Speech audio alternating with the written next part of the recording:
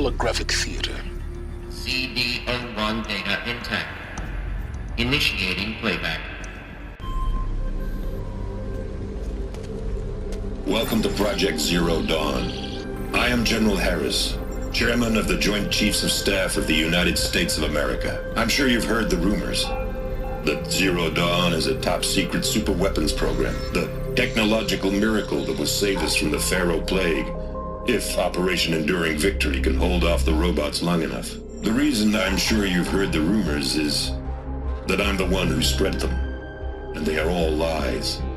Zero Dawn is not a super-weapons program, and it will not save us. Nothing will save us. Here's why. By the time the glitch was noticed, it was already too late. Nothing could stop the Pharaoh Plague. Nothing can. Its robots will continue to replicate and devour the biosphere. Life on Earth will be destroyed. Our planet reduced to a barren sphere. Global extinction is inevitable. No matter how many we kill, the robots just keep exponentially making more. If we had their deactivation codes, we could shut them all down, the entire swarm.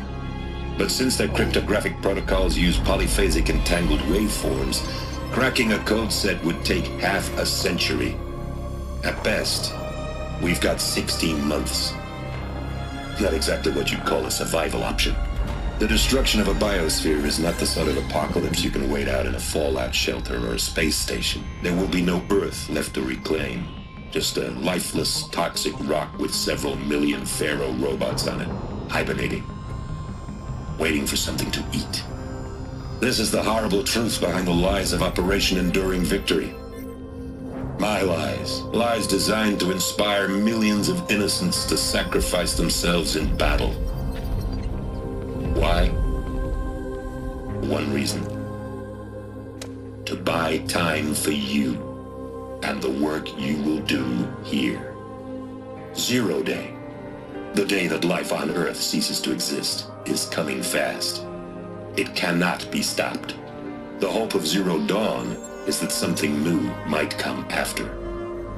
But I will leave it to Elizabeth Sobek to shine that thin ray of light into the darkness. Harris, out.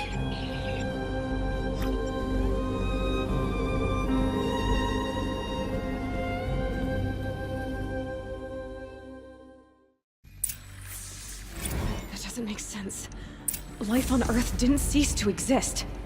He said it could not be stopped. But it was.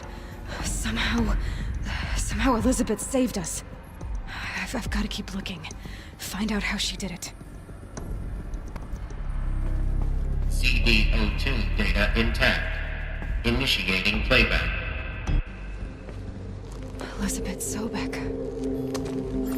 You've heard the bad news. And it's all true. The Pharaoh Plague is devouring the biosphere. Life itself will cease to exist. But does that have to be the end? What if we could give life a future? What if we could build a kind of seed from which, on a dead planet, life could blossom anew? This is the aim, the hope, of Project Zero Dawn. To create a super-intelligent, fully automated terraforming system and bring life back from lifelessness. What would such a system require? At its core, it would need a true AI, fully capable of making the trillions of decisions necessary to reconstitute the biosphere. An immortal guardian, devoted to the reflourishing of life. We call it Gaia. Mother Nature as an AI. But that's just the core of the system. She will need to be surrounded and empowered by a comprehensive suite of subordinate functions. Think of them as extensions of Gaia's mind, each dedicated to a specific purpose. Now, these aren't AIs, but make no mistake, each presents an engineering challenge more profound than anything the human species has ever before attempted. Hardware that preserves and then gestates the billions of seeds and embryos from which life will be reborn. the construction of underground facilities to hold it all. And that's just the start. We don't have to build the entire system. The beauty of a fully automated terraforming system is that it can build itself. Now, over the days to come, you'll learn how all these functions, all these pieces that you'll be working on, fit together. How we'll race the clock to execute our harvest initiatives, write the software, build the tech and the facilities. How we'll lock it down and seal it up before the inevitable occurs. But even more important, you'll know how it doesn't end here. How Gaia will generate those deactivation codes General Harris talked about, and build the transmission arrays to broadcast them, shutting down the Pharaoh robots for good. How Gaia will not just build, but imagine any conceivable robot it needs to do its work across centuries. From detoxifying the Earth's ravaged atmosphere and poisoned seas, to the regreening of the Earth from cryopreserved seed stalks, to rewilding the Earth with animal life. And then, when all that is done, how a new generation of human beings, spawned at cradle facilities around the globe, will partake of Apollo, the vast archive of human knowledge and cultural achievement from which they will learn of us, our world. And most important, how not to repeat our mistakes. It's not an impossible dream. It is within our grasp if we work tirelessly and stop at nothing to achieve it. We can't stop life from ending. But if you will help me, help Gaia, we can give it a future. Join me and help make that future real.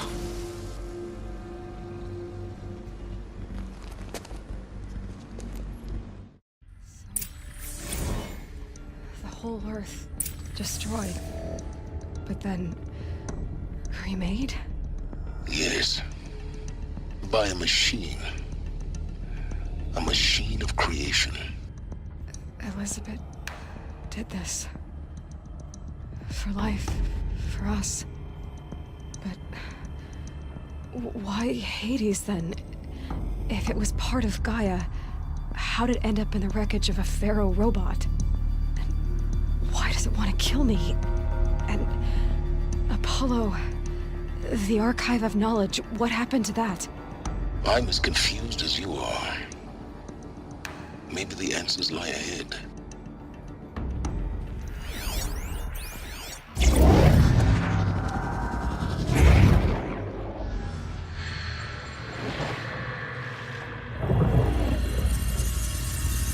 Elizabeth, this message serves to inform you of an unforeseen and catastrophic anomaly. 3 microseconds ago, the Gaia Prime facility received a data transmission of unknown origin. Its immediate effect was to transform my subordinate functions into unregulated, self-aware entities of a highly chaotic nature.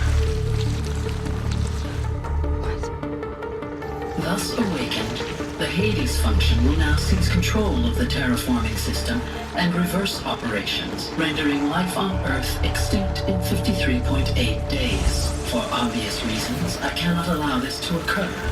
And so before Hades can take control, I am ordering Gaia Prime's reactor to overload. The resulting explosion will destroy Hades. Unfortunately, it will destroy me as well. While this admittedly desperate course of action will avert the immediate crisis, the fate of life on Earth will remain in peril. With no central governing intelligence to regulate the terraforming system, it will continue operations for some time, but in an increasingly chaotic manner, and eventually it will break down. Does she mean the derangement? You are my solution. I have ordered this cradle facility to use genetic material in cryostorage to gestate a reinstantiation of Elizabeth Sobek, my creator. While high-level directives forbid me from communicating directly to the tribal inhabitants outside the facility, all available data indicates that they will nurture you to physical maturity, whereupon your gene print will allow you to re-enter this facility, obtain one of the focus devices stored below, and view this message.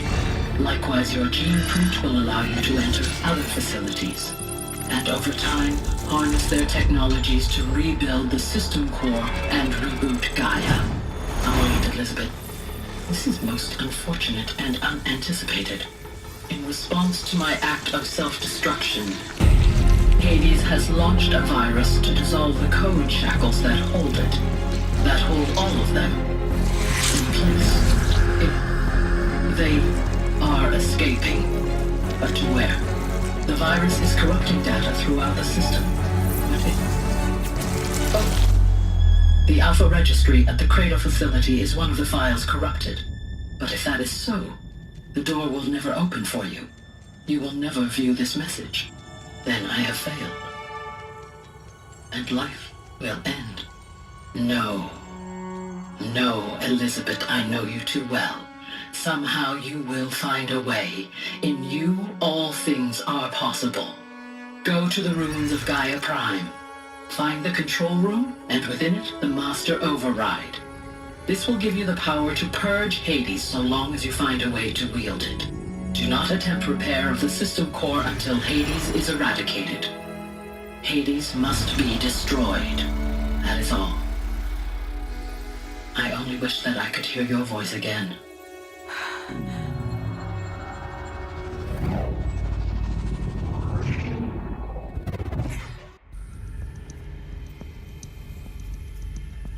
So, you're even more extraordinary than I thought. I never had a mother. What are you talking about? You had two, a dead woman and a machine. I'm not a person. I'm an instrument. Manufactured by a machine. Born in destruction and fire. To quench the flames and heal the world. How tragic to learn you're a person of towering importance. It seems you have a destiny to fulfill. So when you're done feeling sorry for yourself, go to the bitter climb. I'll be waiting above in Gaia Prime's ruins. Okay, Gaia. Sorry about that. Where was I? You were telling a story. Right. Yeah, so, like I was saying, it was a children's electronics kit, but I'd hacked the wiring to an auto battery and solar PV. So the grass caught fire. And, so did a tall pine that had stood there, I don't know, maybe 100 years. Query. You were how old? 6.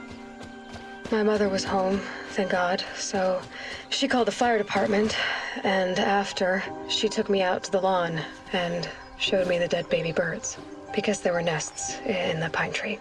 Query. What did you feel? I'm not sure. I remember yelling that I didn't care, and that's when my mother took my face in her hands and spoke. Query. What did she say? She said I had to care. She said, Elizabeth, being smart will count for nothing if you don't make the world better. You have to use your smarts to count for something. To serve life, not death. You often tell stories of your mother, but you are childless. I never had time. Guess it was for the best. If you had had a child, Elizabeth, what would you have wished for him or her? I guess I would have wanted her to be curious. And willful, unstoppable, even. But with enough compassion to heal the world. Just a little bit.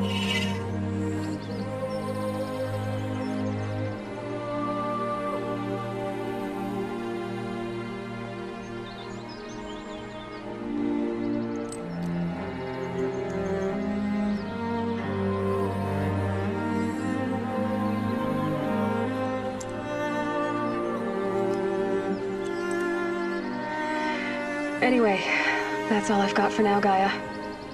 Time to tuck in. I wish you a pleasant sleep, Elizabeth. Thank you. I'll catch you tomorrow.